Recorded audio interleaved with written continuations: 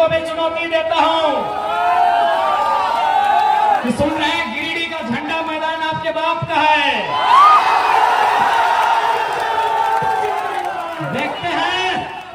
देखते हैं सोनू जी, वो झंडा मैदान कब तक आपके बाप का रहता है। बड़ा दुर्भाग्य, एक लोकतांत्रिक देश में हम लोग 2 साल से झंडा मैदान में सभा करने की बात कर रहे हैं। पता नहीं जिला प्रशासन भी मौन क्यों हो जाती है, जिला प्रशासन भी अंतिम समय निर्णय क्यों बदल देती है। तो ठीक है सोनू जी, अभी समय आपका है, लेकिन याद रखिएगा कि आप जो घमंड कर रहे हैं अपनी पद का और मुख्यमंत्री से आपके परिचय का, ये ज्यादा दिन नहीं टिकेगा।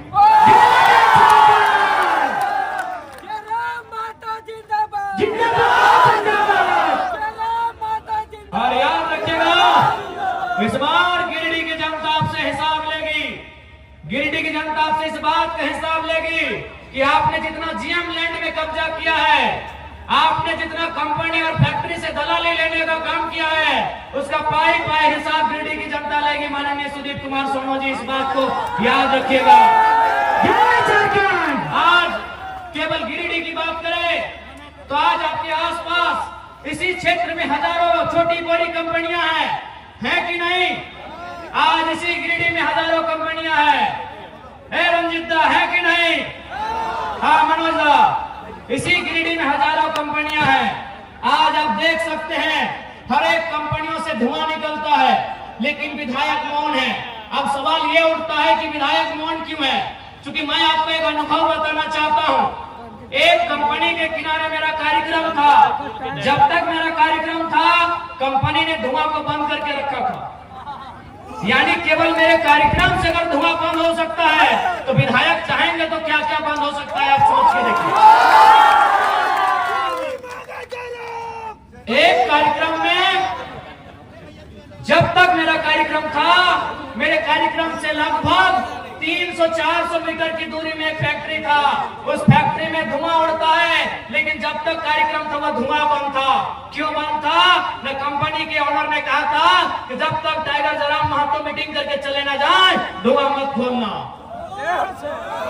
आप सोच सकते हैं, एक लड़का जो न विधायक है न सांसद है, अगर उससे इतना खौफ बन सकता है तो जो लोग संवैधानिक पदों में हैं, उनसे कितना खौफ बनेगा, आप अंदाजा लगा लीजिए। अब सवाल है, क्यों नहीं चाहते हैं? ये क्यों नहीं चाहते हैं? नहीं, ये इसलिए नहीं चाहते हैं क्योंकि इन्हें वो कंपनियां चंदा देती है। ऐसा नहीं है कि जरा महतो को उन्होंने चंदा का प्रलोभन नहीं दिया।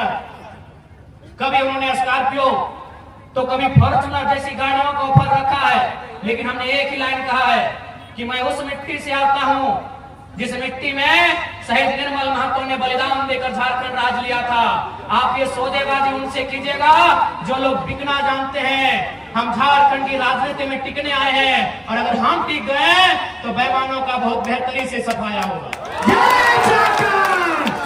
बिल्कुल बहुत बेहतरी से सफाया होगा। और मैं आपको कहना चाहूंगा, बहुत सारे लोग आपको कहेंगे कि ये लड़का नौजवान है, कभी कभी एग्रेसिव भाषण देता है, आक्रामक बातें करता है, मारने पीटने की बातें करता है। देखिए भैया, ये मेरा व्यवहार में है तो है। मैं कोई छुपा के अपना मेरा कैरेक्टर नहीं है जैसा सुदीप सोनू का है। मेरा कोई कैरेक्टर छुपा के नहीं है। मैं जैसा हूं आपके सामने हूं। मुझे टी शर्ट पहन के मंच में आना पसंद है, मैं आता हूं। मुझे खाली पांव पसंद है, मैं खाली पांव आया हूं। मैं कोई दिखावटी नहीं, मैं जो हूं सो हूं। लेकिन हाँ, इतना कह देंगे, मैंने 2 साल झारखंड को देखा, बहुत करीब से देखा। लगभग नहीं करने तो 20 करोड़ मुआवजा हम लोग लड़के दिलाए। 20 करोड़ रुपया हम लोग मजदूरों को लड़के दिलाए। कहीं कहीं नहीं भी दिला पाए, ये भी सही है, लेकिन 20 करोड़ और लगभग 1500 नियोजन हम लोग लड़के दिलाए। उस लड़ने के क्रम में झारखंड को मैंने बड़े करीब से देखा कि झारखंड में नियम से बात करने से ये राज नहीं चलेगा। इस देश में गांधी का भी आदर है, इस देश में भगत सिंह का भी आदर है, और मुझे लगता है झारखंड में भगत सिंह का चरित्र होना चाहिए।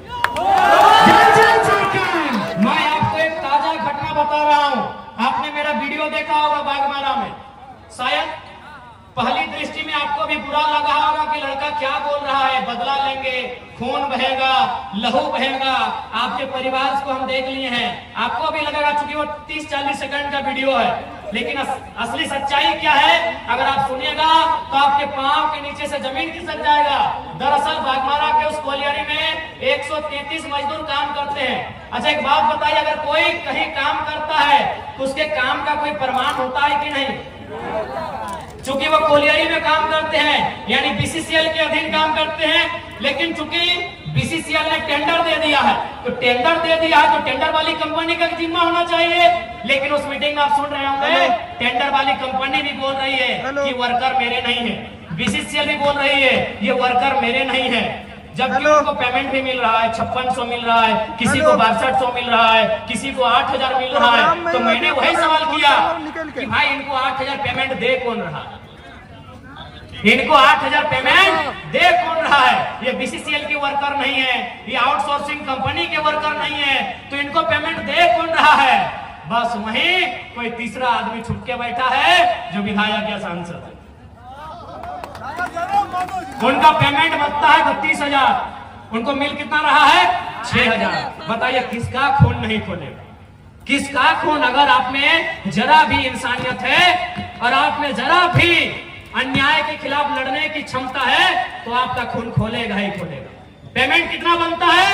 32,000। कितना मिल रहा है? 6,000। किसका खून नहीं खुलेगा?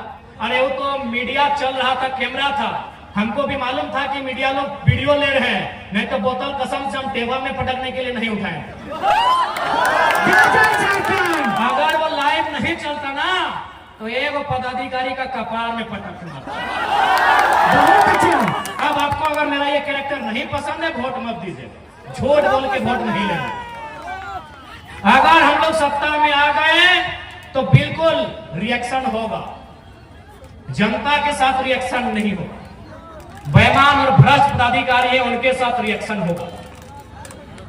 मैं आपको इसी गिरिडीह लोकसभा की एक घटना सुना रहा हूं। गिरिडीह लोकसभा, गिरिडीह विधानसभा पीरटण की घटना है। हमारे पीरटण के साथी भी आए, उनसे पूछिएगा। एक दिन उस ब्लॉक परिसर में 2 ऑफिसर चाय पी रहे थे। बातों बातों में चर्चा शुरू हुआ। एक ऑफिसर ने कहा कि सर जयराम महतो का बहुत हवा है, लाखों लोग उसे सुनने के लिए आते हैं, लग रहा है वो गिरिडीह लोकसभा जीत रहा है। तो दूसरे ऑफिसर ने कहा सर अगर वो जीत भी जाएगा तो क्या उखाड़ लेगा दिल्ली जाके? दिल्ली में उसको भाषण देने का मौका भी नहीं मिलेगा। वो एनडीए से भी नहीं है, इंडिया से भी नहीं है, वो मोदी के तरफ से भी नहीं है, वो राहुल गांधी के भी तरफ से नहीं है, तो जयराम महतो क्या उखाड़ लेगा सर दिल्ली में? तो दूसरे अफसर ने कहा कि सर आप ठीक बोलते हैं, जयराम महतो दिल्ली में कुछ नहीं उखाड़ पाएगा, लेकिन सर मेरा दिल कहता है जहां से गिरिडीह शुरू होता है और जहां गिरिडीह खत्म होती है, अगर वहां कोई बेईमान पदाधिकारी उसको दिखा तो रोड में पटक के मार देगा सर। ये मैंने नहीं कहा, ये उस अफसर ने कहा कि जहां से गिरिडीह शुरू होती है और जहां गिरिडीह खत्म होती है, अगर प्रखंड लेवल में या पंचायत लेवल में कोई अफसर मनमानी किया, फुटानी किया तो जयराम महतो उसको पटक के मार देगा सर, ये गारंटी है। यही बेरमो विधानसभा की एक घटना है। एक आदमी को अटेंडेंस रोक दिया गया था। वो आदमी हमारे पास आया, बोला भैया ये ऐसा बात है। हमने कहा कि अधिकारी को फोन लगाइए, तो बोला नहीं एसपीओ की पीओ था, बोले लगाइए फोन। तो हमने फोन लगाया, उनको परिचय दिए कि सर हम जयराम कुमार महतो बोल रहे हैं, इनका अटेंडेंस बंद कर दिया गया है, गरीब आदमी है, नौकरी में रख लिया जाए। उधर से अधिकारी की आवाज आती है कि कौन जयराम महतो? हम तो नहीं पहचान पाए। हम इतने बोले कि आप विधायक और सांसद का खाली आवाज पहचानते हैं ना, अच्छी बात है, तो हम आज आपको फोन नहीं करेंगे, फोन काट रहे हैं। अब आपसे हम 2 महीना के बाद मिलेंगे, लेकिन दुआ कीजिएगा कि हम चुनाव ना जीते। अगर चुनाव जीत गए ना और रोड में जहां दिखेंगे पटक के दामोदर नदी में गाड़ देंगे। विश्वास कीजिए 10 सेकंड के बाद उस अधिकारी ने कहा कि जयराम बाबू बोलिए क्या काम है। 10 सेकंड में उस अधिकारी ने कहा कि जयराम बाबू बोलिए क्या काम है। हमने कहा काम हो गया है, रख लीजिएगा इसको। 10 सेकंड में, ये कोई बड़ाई नहीं कर रहे हैं, शेख साहिद हमारे उपाध्यक्ष है, वो उसको लेके आए थे, पूछ लीजिएगा कौन है, हम अपनी बड़ाई नहीं कर रहे। शेख साहिद एक मंच में शायद बैठे हैं, उनसे पूछिएगा वो आदमी कौन है जिसको नौकरी से निकाल दिया गया था। और हमने बस इतना ही कहा था कि अगर आपको विधायक सांसद का ही पैरवी पसंद है तो 2 महीना के बाद हम आपसे बात करेंगे, यदि जीत गए तो हम बात नहीं करेंगे, दामोदर नदी में पटक के गाड़ देंगे। इसका मतलब क्या है समझे